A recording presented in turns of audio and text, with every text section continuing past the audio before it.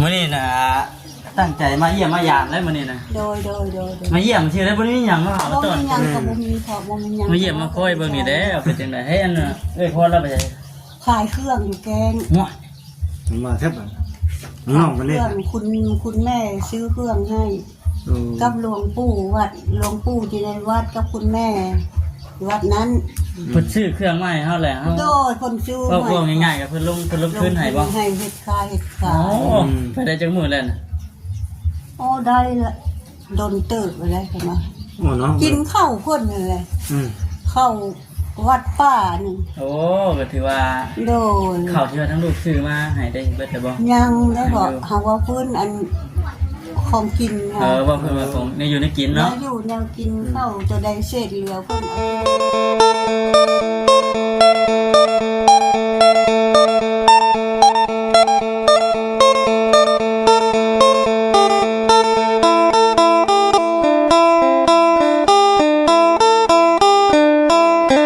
อา สิกล้ามาอยู่บ่เพิ่น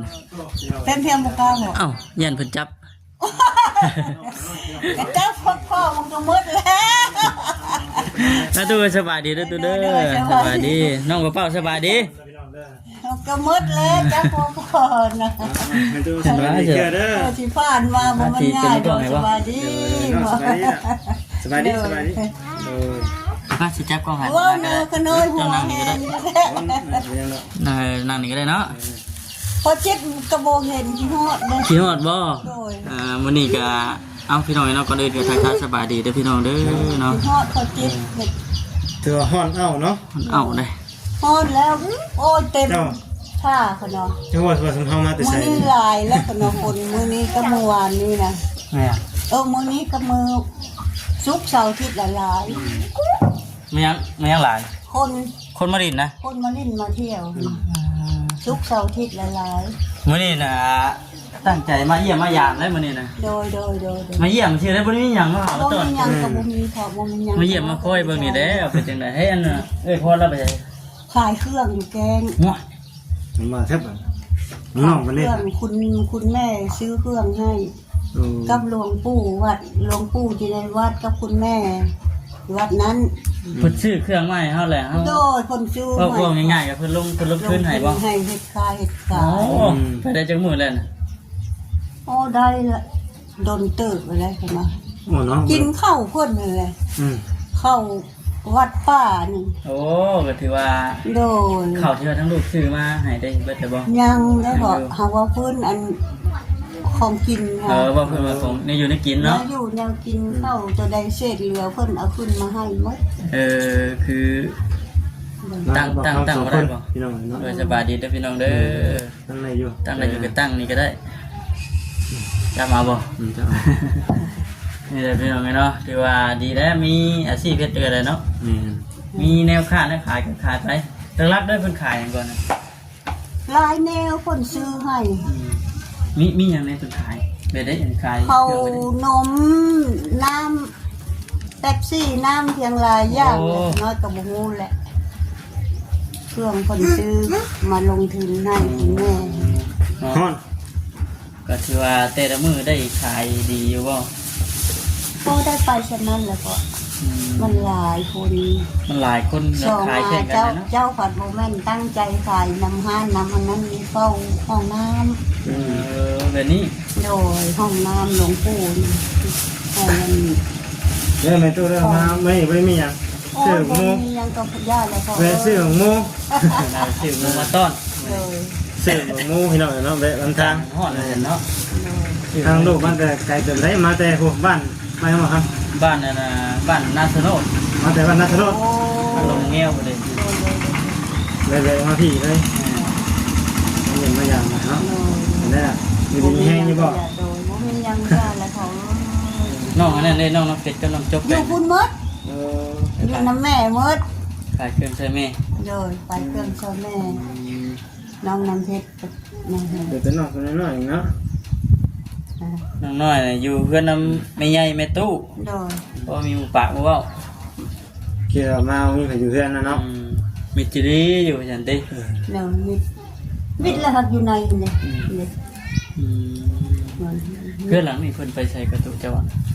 หลังนี้นะ นี่ คนขายล่ะ อ๋อ 100,000 บาท ขายแสนบาท โดยขายให้แม่ใหญ่เงินหลัง เอาเพิ่นหลังนี่ โดยคุณหลังนั้นคุณ ภาคนั้น โดยภาคนั้นค่ะ ผู้คนมี โอ้ เงิน ยคนรวยพอสิเว้านั้นงานชักกันทุกข์คือผู้ค้านี่ทุกข์แท้บ่อึดเลยไอ้น้องมันลงทุนนะ บ่ โดยมันก็จักได้บ่จักชีวิตเพิ่นอยากเรียกทั้งค แม่ น น โดย ได้อย่างนอนบ่ สิว่าให้เพิ่นทุกข์ก็บ่อย่าไปคิด ไปอยู่ไปตามเฮานี่แหละ เอาอยู่ตามเฮาคนนั้นทางนี้ โอ้มื้อนี้นะทั้งเจ้าพระอันบ่แสนสิมา โดยเพิ่นสิมา เพิ่นสิมาอย่าง สิมาจ่ายเงินเฮ็ดเงินพัวให้ แล้วเรียบร้อยแล้วบ่ แล้วล่ะ อ๋อเดี๋ยวจะน้อยสิไปเลาะเบิ่งจะน้อยFCเนาะ โดย ตัวดนเนาะเลยเข้ามา โดนเลยบ่ได้เข้ามา โดย ล่าสุดเขาเข้ามาพร้อมกันตอนนั้นนะเข้ามา ใส่หมวกนะนี่บ่เปิดออกบ่จื้อแล้ว ถ้าจะมาอันนั้นบ่ บ่ได้เข้าแล้ว หมกเข่าแน่แล้วก็อันซีดพร้อมเนาะ นกชิ้นพร้อม มาช่วงนั้น โดย ก็บ่เข้ามาผู้เดียวเมื่อนั้นก็มาหมกเข่ามีซีดเนี่ย เข้า แน่ ชอบนึงเพิ่นเอามาช่วยใหญ่โดย เจอฉันเนาะใช่มั้ยใส่หมวกบ่เจอเนาะนี่ โอ้เพิ่นมาเมื่อนั้นเต็กแล้วเราจนบ่ให้เข้ามามา บ่เข้าเด้อว่าโยต่างเลยจ้ะ ย่านเลยเนาะ โดย กินนี่บ่ย่านมา ก็อุ่นนำพวกของร้อนเพิ่นนี่แหละผู้กล้าคือเป็นชั้นกะบ่นั่นแหละครับมันทหารเพิ่นยามนี่แหละทหาร เพราะว่าอีกอย่างพี่น้องเอ้ยเนาะเพราะว่าช่วงนี้นะมันเกิดเรื่องราวแบบว่าคนรักเอาเล็กน้อย แม่นล่ะ ทั้งนี้ก็ซ่าคือกันบ่ บทโอบ่มีทาง มีเอ้าไปได้จ้ะเพิ่นย่ามไปได้ ฮะ เพิ่นย่ามไปได้จ้ะ บ่ว่าอันคนเอาเด็กน้อยน่ะบ่มี บ่มี โดยเพราะว่าเพิ่นบ่ได้ดอกมันเข้มงวดมันหลายทางเพิ่นไป แต่ว่าเพิ่นย่ามนี่คือเพิ่นย่ามแบบว่าให้คนมาดินมาเที่ยวใช่บ่ให้มันปลอดภัยใช่บ่ บ่ยามตลอดเลย อันเฉพาะว่าแพทย์อันบ้านอันนี้โดย แต่ว่าบ่ได้ปล่อยวาง ปล่อยวางเนาะแต่ว่ามัน ตลอด พอมัน เพราะว่า ตรงกันกับ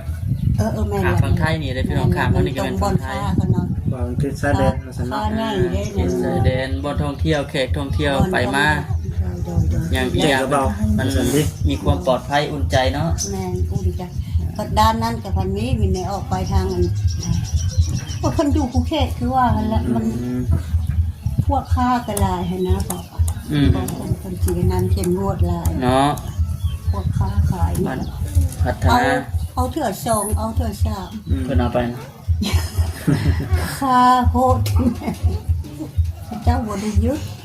เอาไปซ้ำใดที่เจ้าก็บนตื่น เพิ่นเอาไปพักผ่อน เดี๋ยว เห็นเฮ็ดเวียกมาเมื่อยติ เห็นเรียกว่าลายเรียกว่าลายแล้วไปพักผ่อนนี่แหละนะพี่น้องเนาะก็ถือว่าได้มีโอกาสวันนี้แวะเวียนมาเยี่ยมมาอย่างทาง ได้คน ครอบครัวของแม่นอนเพชรเพิ่นแต่ว่ามีการมีงานเฮ็ดได้ละเพิ่นก็ได้น้องเป้าเอ้ย นั่งอยู่นกเพาะ มาวันนี้เป็นแห้งใหญ่ จำบอกไป บ่ชื่อจ้ะ มายัง พ่อยัง เออ จือ ชื่อ อันนี้ เนาะ ได้จ้ะ ชื่อว่าเนาะ เจอบ่ไปมาเสียงนา บนนั้นวัดก็เทื่อนอ่ะ มาถึงก่อนกับบ่ชื่อ แม่ก็มาหามาเท่าเดียวเท่านั้นแหละ โดย มานั่นแหละกับบ่ชื่ออันนี้คือว่าเนี่ย เราทำมันมาเรื่อยเด้ มาเรื่อยตั้งแต่ซื้อที่ดินที่ดอน นั่งอยู่นั่งอ ซื้ ยู่ อที่ดินที่ดอนให้ตะกี้ นั่งอยู่ยังอยู่พอสิหาย อ่า นั่งอยู่พอสิหาย ก็ได้ปากเมืองน้ำลานนี่แหละเนาะ โดยได้นำหลานมาแล้วนอนแต่คนขึ้นมา อืม มาคอยยานแม่ กินข้าวกินหยังเพิ่นกินอยู่ลุมเพิ่นบ่ โดย อืมตึกฮ้อนแท้นี่เนาะบัดสังงัดก็บ่มีลม บัดห้อนก็ห้อนอัน ลึกดีเลย ก็หนาวก็หนาวเนาะ เถอะเอา พอ ดี ติดบ่มาไปเที่ยวแกงบ่ อาทิตย์เพิ่นมีเวียก เป็นมี เรี เวีย ย ก ก แน่ แม่เนาะ เรียก เป็ กัน น ลา หลาย ย โดย แลนนู่นแลนพี่แน่ว่าฉันนั่นก็ได้ โอ้ ยังมีเพื่อนให้เขาเจ้าเพิ่นก็ได้เนาะ เพื่อนแน่จักแลนไปตลาดตะลี่เอาเครื่องของมาขายสินะเพิ่นก็ได้ มีเป็นหลาย เดี๋ยวเป็นลายเอามีโอกาสผู้นั่นผู้เข้าไปนั่นเขาก็มาเยี่ยมมายาม โดย นี่แหละเนาะหล่นเถื่อมาพี่น้องเลย เดี๋ยวมา อยู่ดีมีแห้งอยู่ว่ามัน โดยโอ้ยจะสาธุบุญพอเป็นเมื่อกี้ก็คุณแม่วัดว่า อืม เอาไปปัว วัดป่านี่บ่ โดยวัดป่าเนี่ยมีแม่ไปกันนี่แบบ เลย คุณแม่วัดป่าลด คน ค เบิ่ น งคนแย่งอยู่เด้เนาะ โดยไปปัวไปซักโอ้ขน้อยเราเป็นเลยจักมันเป็นหยังขยาดนี่สักมา คนคนผู้เดียวแต่ว่าหลายโลก ลาย คนผู้เดียวแต่ว่าอยู่นี่หลายโลก อยู่น้ำยาใช่ไหม โดยโดยอยู่น้ำยาเพิ่น วางจำเด้อ เจ็ วา บ งพอ แล้ว จำ เพิ่น เด้อ เอาไปโลด อืม วางพอ มัน จำเด้ สามอย่างโลก เจ็บเด้อ ป่าบัดมันขึ้น กินหยังก็ระวัง ลองบ่จำเด้ เพิ่นพอยกินเผ็ดกินมัน วางเลย ป้าได้กินต้มพักเมื่อวานนี่ดีใจวัดป้าคนเอาพักมาให้ เอา กับ พัก โดย เอาพักกับปองปามให้หมองดีแค้ว มันถึกใจคนเฒ่าได้เนาะ โดย กินพักกับปองปลาไปจันพี่น้องเลยอืม พักต้มใส่ปองปามกิน กินเอาดีใจน้ำที่ว่ามีเงินทางเปอร์เซ็นต์เพิ่นมา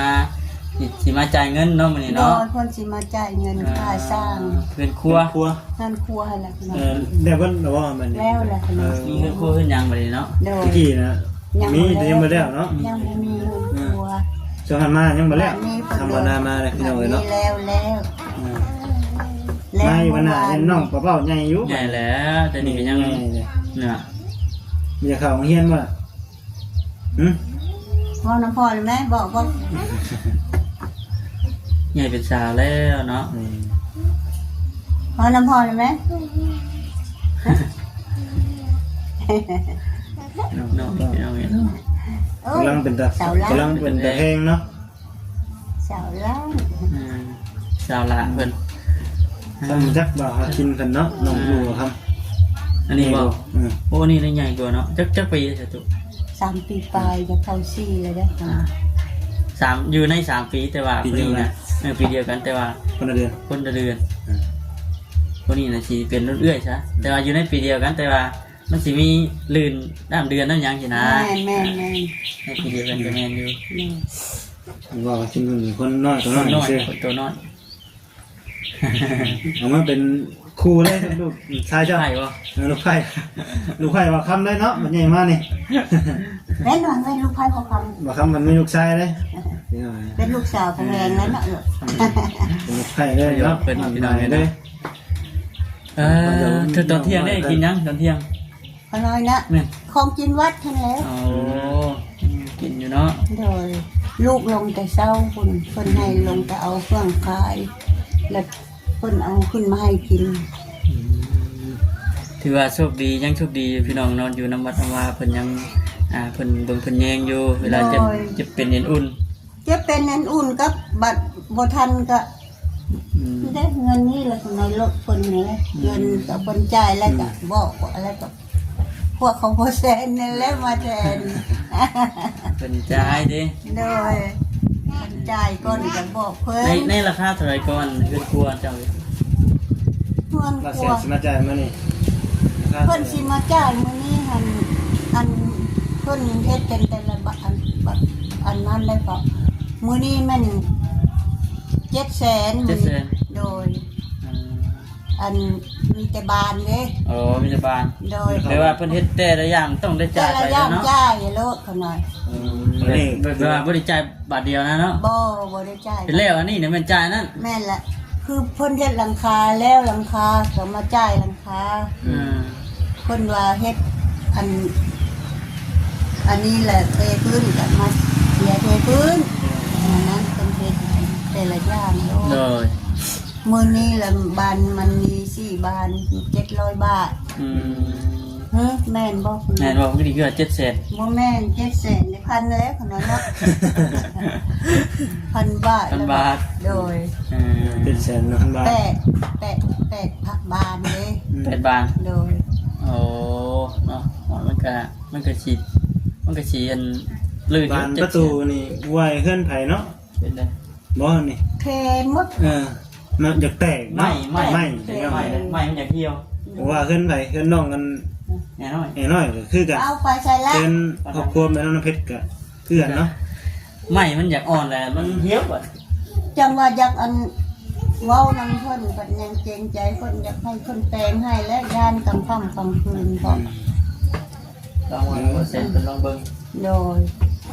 อยากเว้านำเพิ่นเลยเพิ่นเฮ็ดให้อีกแล้วย่านมันไข่ได้เด้แป๊บบัดเดียวโลด แต่ล็อกไล่ไว้เนาะล็อกก่อนไว้ ล็อกบ่มีบ่อยู่เลยบ่มี บ่อยู่ ล็อกเลยพวกขน้อยมัดกลางคืนได้มัด ล็อกก่อนไว้ก็บ่อยู่ บ่อยู่เบิ่งนะก็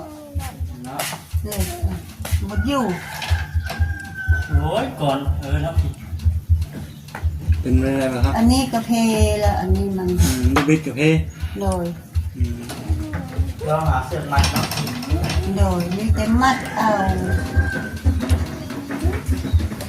เรามาระวังนะ บ่ได้อยู่แล้วกลางคืนนะมุ่นเนี่ยมุ่นมันเทลาย แม่เอาไม่ได้ว่าสีผ้ากันแต่เรียกต่อได้ตัวเด้อเด้อเดี๋ยวว่าหนามาได้ไปสิครับ ไม่รวยเหมือนหน้าที่เขาเด้อ โดยว่าเด้อพี่น้องเนาะ ครัวกันก่อนเนาะ เปิดครัวก่อนหน้าเป็นจังไรแล้วล่ะบ่ทางนี้ได้เนาะ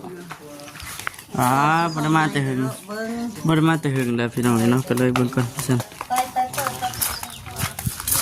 ไป เพิ่นต่อออกไปสิได้พี่น้องเนาะ ต่อที่ได้เนาะครับ นี่คือตอนมันยังใหม่นี่คือว่าคักอยู่น่ะคือแน่นเบิดเนาะ